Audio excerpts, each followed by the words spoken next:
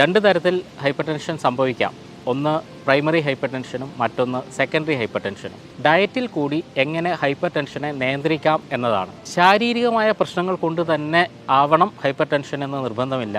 പലപ്പോഴും മെൻ്റൽ സ്ട്രെസ്സും ഹൈപ്പർ ടെൻഷന് വഴി വെക്കാറുണ്ട്. സ്ട്രെസ്സ് കൊണ്ടുള്ള ഹൈപ്പർ ടെൻഷൻ കുറക്കാനുള്ള ഏറ്റവും നല്ല വഴികളിൽ ഒന്ന്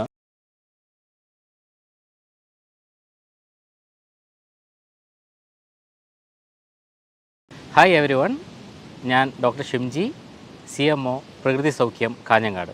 ലോകത്തിൽ നോൺ കമ്മ്യൂണിക്കബിൾ ഡിസീസസിൽ ഏറ്റവും കൂടുതൽ ചർച്ച ചെയ്യപ്പെടുന്ന ഒരു അവസ്ഥയാണ് ഹൈപ്പർ ടെൻഷൻ അല്ലെങ്കിൽ കൂടിയ ബ്ലഡ് പ്രഷർ നില. നോർമലായിട്ടുള്ള ബ്ലഡ് പ്രഷർ എല്ലാവർക്കും അറിയാം 120/80 ആണ്. പലപ്പോഴും 140/90 കോൺസ്റ്റൻ്റായിട്ട് വരുമ്പോൾ സമയത്താണ് നമ്മൾ ആ രോഗി ഒരു ഹൈപ്പർ ടെൻഷൻ രോഗിയാണെന്ന് പരിഗണിക്കാറുള്ളത്. രണ്ട് തരത്തിൽ ഹൈപ്പർ ടെൻഷൻ സംഭവിക്കാം. ഒന്ന് പ്രൈമറി ഹൈപ്പർ ടെൻഷനും മറ്റൊന്ന് സെക്കൻഡറി ഹൈപ്പർ ടെൻഷനും. സെക്കൻഡറി ഹൈപ്പർ ടെൻഷൻ എന്ന് പറയുന്നത് പ്രൈമറി ആയിട്ടുള്ള ഏതെങ്കിലും ഒരു കാരണം കൊണ്ട് വരുന്ന ഒരു രോഗം കൊണ്ട് വരുന്ന ഹൈപ്പർ ടെൻഷൻ ആവാം. ഇന്ന് നമ്മൾ സംസാരിക്കുന്നത് ഡയറ്റിൽ കൂടി എങ്ങനെ ഹൈപ്പർ ടെൻഷനെ നിയന്ത്രിക്കാം എന്നതാണ്. അതിൽ സെക്കൻഡറി ഹൈപ്പർ ടെൻഷനുള്ള ആൾക്കാർ അവരുടെ കൺസേൺഡ് ഡോക്ടറുമായിട്ട് സംസാരിച്ചതിന് ശേഷം മാത്രമേ ഈ ഡയറ്റ് പ്ലാനിലേക്ക് വരാൻ വേണ്ടി പാടുള്ളൂ. കാരണം ഈ ഡയറ്റ് പ്രൈമറി ഡിസീസുമായിട്ട് കണക്ട് ചെയ്തിട്ട് മാത്രമേ നമ്മൾക്ക് പെർഫെക്റ്റായിട്ട് പറയാൻ വേണ്ടി സാധിക്കൂ. നോർമലി ഹൈപ്പർ ടെൻഷൻ വന്ന ആൾക്കാർ ചെയ്യേണ്ടുന്ന പ്രധാനപ്പെട്ട കാര്യങ്ങളിൽ ഏറ്റവും പ്രഥമഗണനീയമായിട്ടുള്ളത് ഉപ്പിൻ്റെ അളവ് കുറക്കുക എന്നുള്ളതാണ്.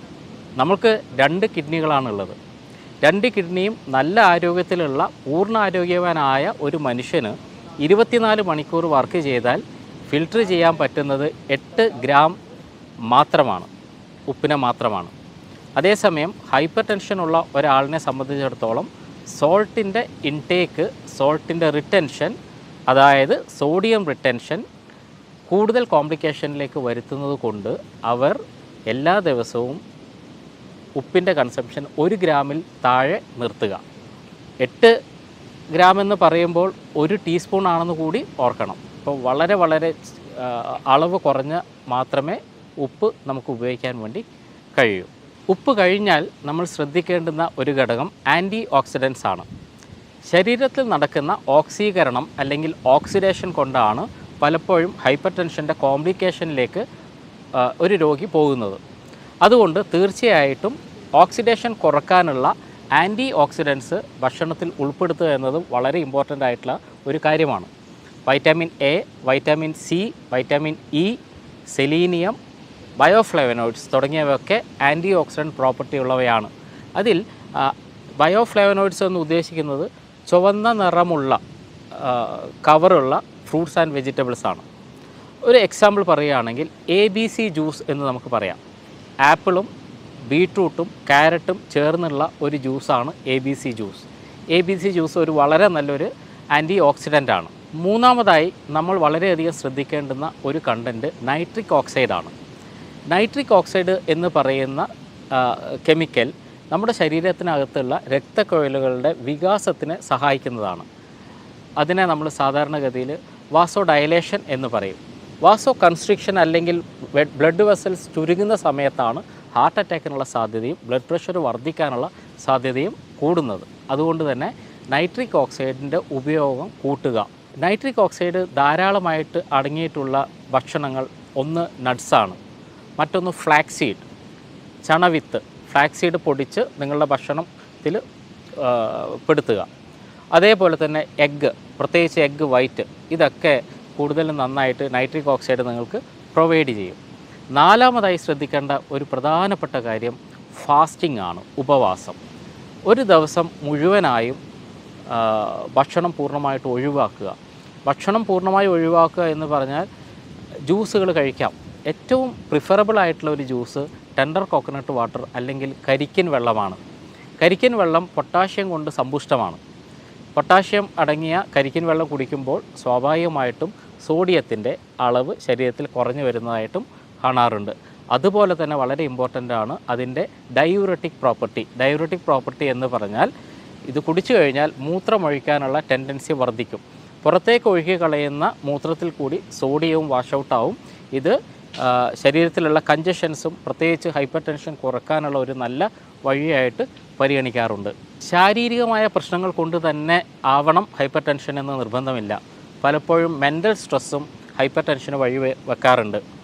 സ്ട്രെസ്സ് കൊണ്ടുള്ള ഹൈപ്പർ ടെൻഷൻ കുറക്കാനുള്ള ഏറ്റവും നല്ല വഴികളിൽ ഒന്ന് അശ്വഗന്ധയുടെ ഉപയോഗമാണ്.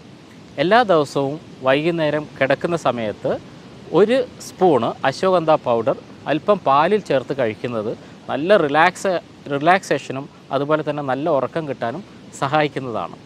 ഈ പറയുന്ന 5 കാര്യങ്ങൾ നിങ്ങൾ ഇംപ്ലിമെൻറ്റ് ചെയ്യുകയാണെങ്കിൽ നിങ്ങളുടെ ഹൈപ്പർ ടെൻഷൻ ഒരു പരിധി വരെ നിങ്ങൾക്ക് കൺട്രോളിലേക്ക് വരുത്താൻ വേണ്ടി കഴിയും. ഇതൊക്കെ ഉൾപ്പെടുത്തിയ ഒരു മീൽ പ്ലാൻ ഞാൻ നിങ്ങൾക്കിപ്പോൾ പറഞ്ഞു തരാം. രാവിലെ എഴുന്നേറ്റ ഉടനെ ഒരു ആൽക്കലൈൻ ജ്യൂസായ ആഷ്കാർഡ് ജ്യൂസ് അല്ലെങ്കിൽ കുമ്പളങ്ങ നീര് കഴിക്കുന്നത് വളരെയധികം സഹായിക്കുന്നതായി കണ്ടിട്ടുണ്ട്. അപ്പോൾ ആഷ്കാർഡ് ജ്യൂസ് എംപ്റ്റി സ്റ്റൊമക്കിൽ കഴിക്കുക. പിന്നീട് ബ്രേക്ക്ഫാസ്റ്റ്, നിങ്ങൾ എന്താണോ ഇപ്പോൾ കഴിക്കുന്നത് അത് തന്നെ കഴിക്കാം, പക്ഷേ അതിലുള്ള ഗ്രെയിൻസിൻ്റെ കണ്ടൻറ്റ് നിങ്ങൾ കുറക്കുക. ഉദാഹരണത്തിന് 4 ദോശ കഴിക്കുന്ന ആളാണെങ്കിൽ നിങ്ങളത് 2 ദോശയിലേക്ക് കൊണ്ടുവരിക. 4 ഇഡലി കഴിക്കുന്ന ആളാണെങ്കിൽ 2 ഇഡലിയിലേക്ക് കൊണ്ടുവരിക. ബാക്കിയുള്ള ഭാഗങ്ങൾ ഫ്രൂട്ട്സ് വെച്ച് ഫുൾഫില്ല് ചെയ്യുക. ധാരാളം പഴവർഗ്ഗങ്ങൾ ഇതിൻ്റെ കൂടെ ചേർത്ത് കഴിക്കാം. മറ്റൊന്ന്, ഒരു 11 മണിയോടടുപ്പിച്ച് നിങ്ങൾക്ക് ഗ്രീൻ ടീ കഴിക്കാം. ഗ്രീൻ ടീ നല്ലൊരു ആൻറ്റി ഓക്സിഡൻറ്റ് കൂടിയാണ്. അതുകൊണ്ട് 11 മണിക്കുള്ള ഗ്രീൻ ടീ, നല്ല ആൻറ്റി ഓക്സിഡൻറ്റ് പ്രോപ്പർട്ടിയുള്ള ഗ്രീൻ ടീ കഴിക്കാൻ വേണ്ടി ശ്രമിക്കുക.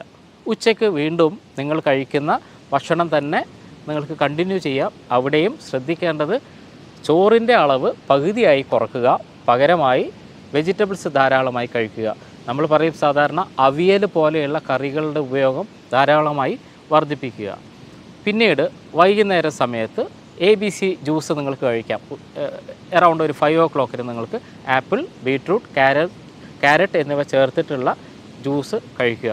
അതിൻ്റെ കൂടെ നിങ്ങൾക്ക് ആൻറ്റി ഓക്സിഡൻറ്റ് പ്രോപ്പർട്ടിയും ഒക്കെയുള്ള നട്ട്സ് നിങ്ങൾക്ക് കഴിക്കാൻ വേണ്ടി പറ്റും. നട്ട്സും ഡ്രൈ ഫ്രൂട്ട്സും നിങ്ങൾക്ക് ഉപയോഗിക്കാവുന്നതാണ്. ഡിന്നർ ഏറ്റവും നല്ലത് ഒരു 7 o'clock കൂടി തന്നെ കഴിച്ചു നിർത്തുക. കഴിയുമെങ്കിൽ ഗ്രെയിൻസ് പരിപൂർണമായും ഡിന്നറിന് ഒഴിവാക്കുക. പകരമായി നിങ്ങൾക്ക് ഗ്രില്ല് ചെയ്തിട്ടുള്ള നോൺ വെജിറ്റേറിയൻ ഡയറ്റ് കഴിക്കാം. ചിക്കനോ മട്ടനോ അതുപോലെയുള്ള കാര്യങ്ങൾ കഴിക്കാം.